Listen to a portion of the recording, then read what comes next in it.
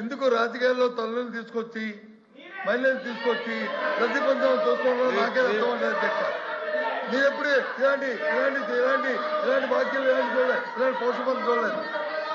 ఆయన మేము అంబటి రాంబాబు అనే వ్యక్తి ఆయన దాన్ని ఆయన్ని తిడితే ఆయన తల్లి కాదా? ఆయన తల్లి కాదా?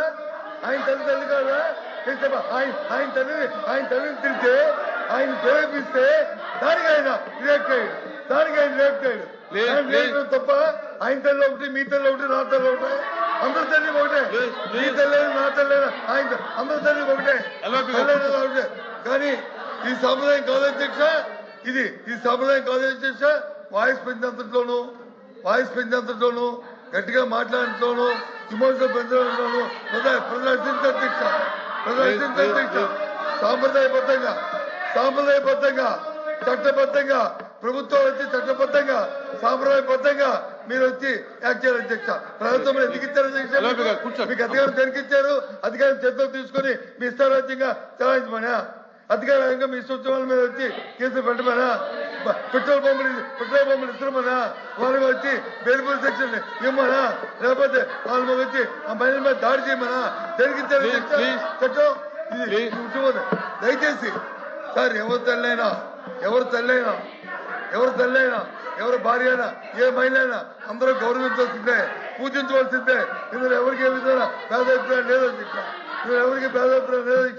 ఎవరు చేసినా సరే తప్పే అధ్యక్ష. సంబంధించే సమస్య లేదు అధ్యక్ష. కానీ అక్కడ పరిస్థితులు, అక్కడ వాస్తవాలు, అక్కడ జరుగుతున్న పరిణామాలు అవన్నీ కూడా ఆలోచన తీసుకున్న బాధ్యత ఉంది అధ్యక్ష. ఆయన వచ్చి చెప్పాడు, జరిగింది నా వయసుకి మంచిది కాదు, నన్ను ప్రేరేపించారు కాబట్టి నేను ఆ పరిస్థితులు నోరు జారాను, తప్పు, నేను విత్డ్రా చేసుకుంటాను, నా వయసుకి మంచిది కాదు, ఇది చెప్పకూడదు అనకూడదని క్షమాపణ కోరాడు అధ్యక్ష. ఆ జ్ఞానం ఉండబట్టే, ఆ ధైర్యం, ఆ తప్పు చేద్దానే అని రిజేసి ఉండబట్టే చెప్పాడు అధ్యక్ష.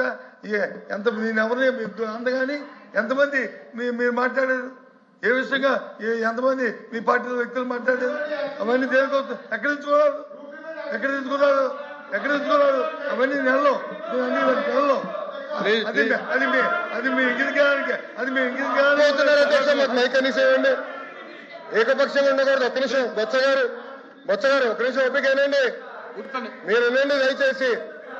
పెద్దవారు కొంచెం ఓపిక ఉండాలి మీకు.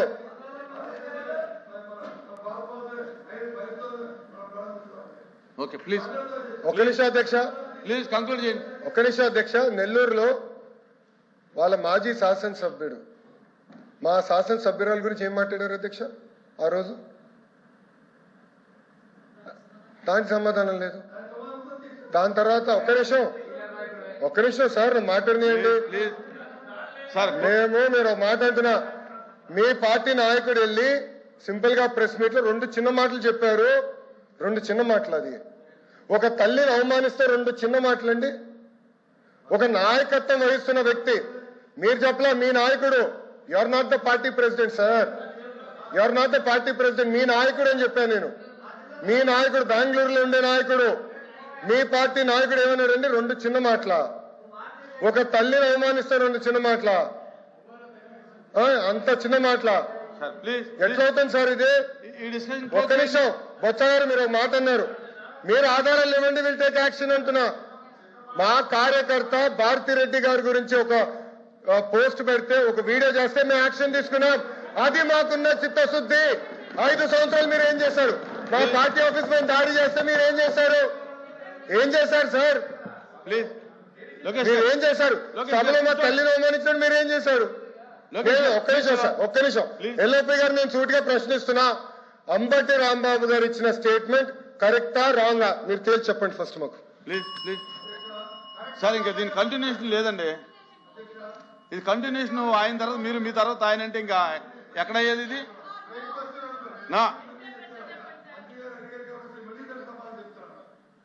రాంబాబు గారిని మీరు పెట్టిన ఏదైతే ఏ వాల్ పోస్ట్ అయితే పెట్టి అబ్యూజింగ్ చేస్తూ మీరు మాట్లాడారు కదా, మీరు మాట్లాడారు కదా, అబ్యూజింగ్ చేస్తూ ఆయన పెట్టినప్పుడు దానికి వెళ్తే ఆయన్ని చాలా ఆయన తల్లి గారిని చాలా దూషించిన వీడియో కూడా చూపెడతారు. దూషిస్తే ఆ ప్రెసిడెంట్ ఆయన వచ్చి మాట్లాడి ఇంటికి వెళ్ళిన తర్వాత రిలైజ్ అయ్యి విత్డ్రా చేసుకుంటే ఆయన దాడి చేస్తారా? ఆయన మీద దాడి చేస్తారా? ఏంటిది? అంతకుముందు ఇప్పుడు మళ్ళీ మీరు భారతదేశ పేరు తీసుకొచ్చారు. భువనేశ్వర్ గారిని మాట్లాడితే మన అవసరం ఏం చెప్పాను నేను? ఏ తల్లినైనా సరే, ఏ భార్యనైనా సరే అందరం కూడా సార్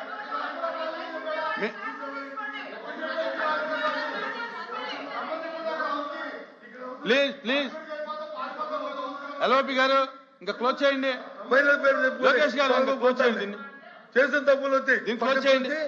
ఏదో ఎల్ఓపి గారు కూర్చోండి. ఎల్ఓపి గారు కూర్చోండి. ప్లీజ్ కూర్చోండి.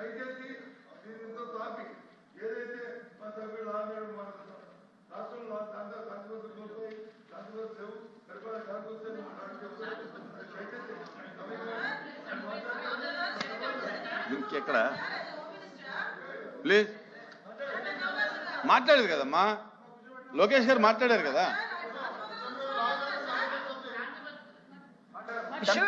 ఒకటేంటంటే రాంగ్ స్టేట్మెంట్ ముందు అది డ్రాప్ చేసుకోమనండి. శాంతి భద్రతలు లేవు అన్నమాట డ్రాప్ చేసుకోవాలి.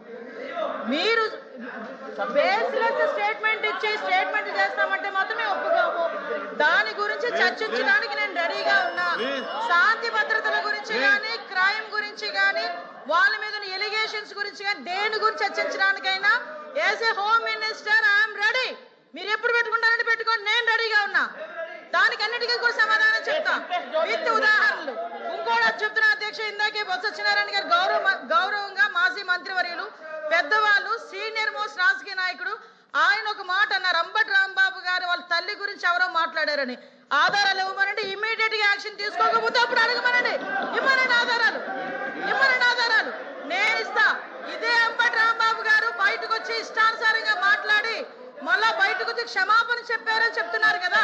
క్షమాపణ చెప్పే ఉద్దేశం అయితే విత్ ఇన్ పావు గంటలో వాళ్ళ ఇంట్లోంచి బయటకు వచ్చి మాట్లాడుతూ నా కుక్కను కూడా టచ్ చేయలేదు, ఏ పోలీసు వస్తారు రమ్మని చెప్పినప్పుడు ఆ మాటల గురించి మాట్లాడినట్టు అంటే ఇలాంటి మాట్లాడి రచ్చగొట్టేటట్టుగా మాట్లాడి నిన్న జైలు దగ్గరికి వెళ్ళి ఇట్ట పాడతాడు. ఆయన మాజీ మంత్రి అండి, ఏం మాట్లాడుతున్నారండి? ఏ సైకిల్ చేస్తున్నారండి?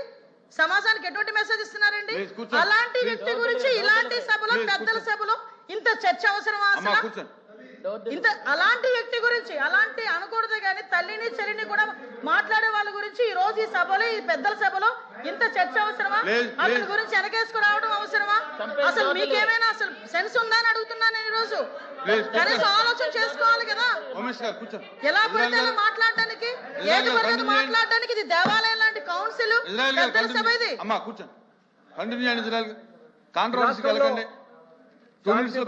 విషయంలో 2 minutes లో